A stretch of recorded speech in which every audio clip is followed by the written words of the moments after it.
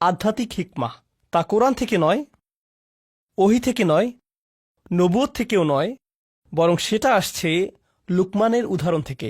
আল্লাহ লুকমানকে হিকমা দিয়েছিলেন, কিন্তু সেই হিকমা কী ছিল?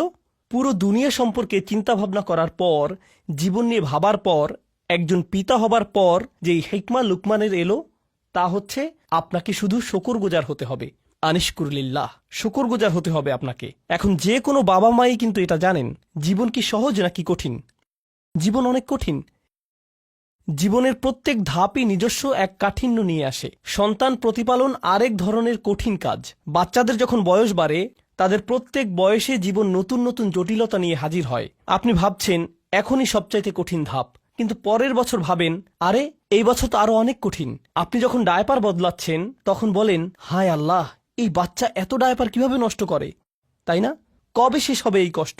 এই পিতামাতাই যারা একটা সময়ে ঘুমের অভাবে মরেই যাচ্ছিল, 2 ঘন্টা পর পর উঠতে হচ্ছে, ঢেকুর তুলে দিতে হচ্ছে, ন্যাপি পরিষ্কার করতে হচ্ছে, আরও কত কি। 19 বছর পর তারাই আবার বলেন যখন তোর ডায়াপার পরিষ্কার করতাম সেই সময়টা মিস করি, তখনই তুই ভালো ছিলি, আর এখন তো জ্বালা সহ্য করতে হয়। নতুন পরীক্ষা। লুকমানের জীবন খুব সহজ ছিল না। তার জীবনের অভিজ্ঞতাগুলো তাকে আধ্যাত্মিক এক প্রজ্ঞা দিয়েছেন। কি সেই আধ্যাত্মিক প্রজ্ঞা? আল্লাহর প্রতি কৃতজ্ঞ হও। আর তিনি বলছেন যেই কৃতজ্ঞ হবে, কি অসাধারণ হিকমা দেখুন, যেই কৃতজ্ঞ হবে সে মূলত কৃতজ্ঞ হয় কিসের জন্য? কি বলছেন তিনি? অমাইয়াশকুর ফা ইন্নামা ইয়াশকুরু লি নাফসিহি। যেই শুকরগুজার হবে সে তো নিজের কল্যাণেই শুকরগুজার হবে। ব্যাপারটা অসাধারণ। আমি যদি কৃতজ্ঞ বান্দা হতে পারি তাহলে জীবনে সেগুলোতে আটকে থাকবো না, সেগুলো নিয়ে দুঃখ পেতে থাকবো না। আমার সাথে মন্দ কিছু হলে সেটা নিয়ে বারবার দুঃখ প্রকাশ করি না, সেটা দিয়েই জীবন আটকে রাখি না। জানেন কেন? কারণ আমি এর বদলে কি ধরেছি? কৃতজ্ঞতা। কৃতজ্ঞতা মানে জীবনে যা কিছুই অতীতে হোক না কেন, আমি সেটার ভালো দিকটি খুঁজি। ভালো দিক না খুঁজলে আপনি কখনোই কৃতজ্ঞ হতে পারবেন না, সেটা অসম্ভব। আর এখন যেহেতু আপনি ভালো দিকটি দেখা শুরু করেছেন, জীবনে যা কিছুই মন্দ হোক না কেন, ভবিষ্যতের ব্যাপারে আপনার দৃষ্টিভঙ্গি কেমন হবে? ইতিবাচক, পজিটিভ। কিন্তু নিজের জীবনের অতীতে ফিরে তাকালে, পেছনে ফিরে তাকালে যদি কখনো ভাবেন কত ভয়ানক ঘটনা ঘটেছে, কত কষ্ট পেয়েছেন, অনেক কঠিন ছিল ঠিকই, কিন্তু যদি সেটা নিয়েই পড়ে থাকেন, তাহলে কি ধরনের মানসিকতা গড়ে উঠবে? আমার সাথে এত খারাপ হলো, আর তো জীবনে কখনোই ভালো কিছু হবে না।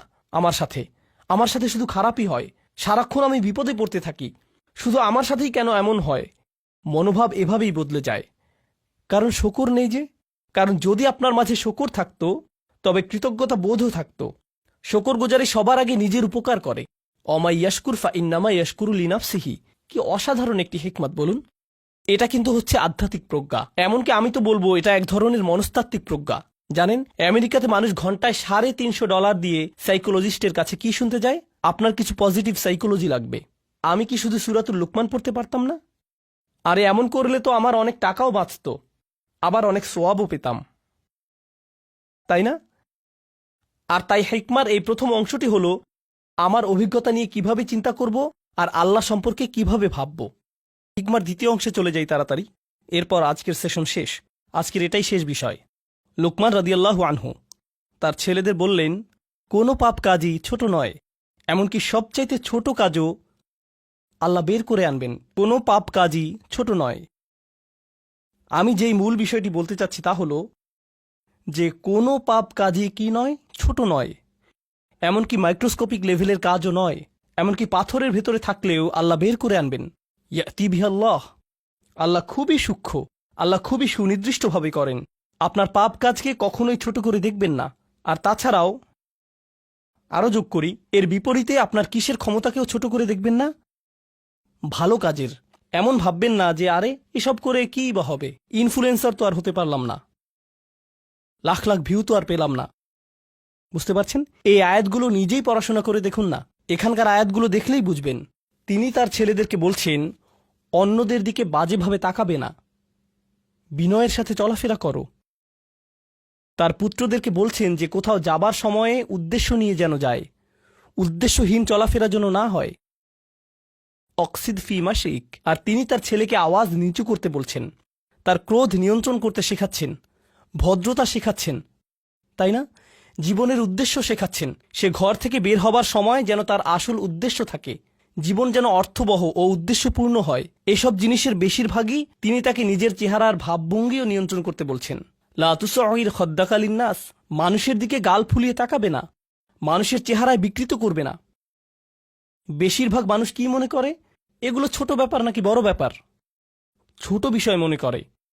হজ হলো বড় ব্যাপার, হারাম বিশাল ব্যাপার, বড় কোনো ইবাদত করলে সেটা বড় পুণ্যের কাজ হবে। কিন্তু অন্যের দিকে মন্দভাবে তাকানো, এটা তো ছোট্ট বিষয়, কিছুই না। আর এই যে প্রজ্ঞা, তার থেকে কি নিজের ছেলেদেরকে শিখিয়েছেন? সবচাইতে ক্ষুদ্র জিনিসকেও ছোট করে দেখো না। এরপর তিনি উদাহরণ দিলেন এমন সব কাজের, সেগুলো মানুষ ছোট মনে করে, কিন্তু আসলে সেগুলো বিশাল কিছু। আল্লাহর চোখে সেগুলোও মূল্যবান। আপনি কিভাবে কথা বলেন, কিভাবে চলেন ফেরেন, আপনার মুখভঙ্গি কেমন, নিজের গলার স্বর কিভাবে ব্যবহার করেন, কি ভাষায় কথা বলেন সবার সাথে। ইন্না আনকারাল আসওয়াতি লা সাউতুল হামির। তিনি এই প্রজ্ঞা, এই আধ্যাত্মিক হিকমা শিখেছেন কিভাবে? কোনো ওহী থেকে কিন্তু তিনি এই হিকমা শিখেননি। এছাড়া মজার বিষয় হলো, অনেক মানুষ দেখবেন আপনারা, যারা নিজেরা মুসলিম না হলেও লুকমানের উপদেশ মেনে চলে। তারা অন্যদের সাথে সদয় ভদ্র ব্যবহার করে, তারা উদ্দেশ্যপূর্ণ, তাই না? অন্যদের ছোট করে দেখেন না, তারা অন্য কারো উপর গলার স্বর উঁচু করে না। তাদের সব গুণ আছে। এই গুণগুলো তারা কোত্থেকে পেয়েছে? মাঝে মাঝে হয়তো মনে হয় এদের তো ইমানই নেই, তবুও কিভাবে ইসলামিক মূল্যবোধ পেল তারা? কারণ হলো হিকমাহ, সার্বজনীন বিষয়। কারণ হিকমাহ হলো সার্বজনীন বিষয়। আল্লাহ যাকে চান তাকে এটা দিতে পারেন। তো এর সাথে আজকের সেশন আমরা শেষ করছি ইনশাআল্লাহ। বারাকাল্লাহু লি ওয়া লাকুম। আসসালামু আলাইকুম ওয়া রাহমাতুল্লাহি তাআলা ওয়া বারাকাতুহু।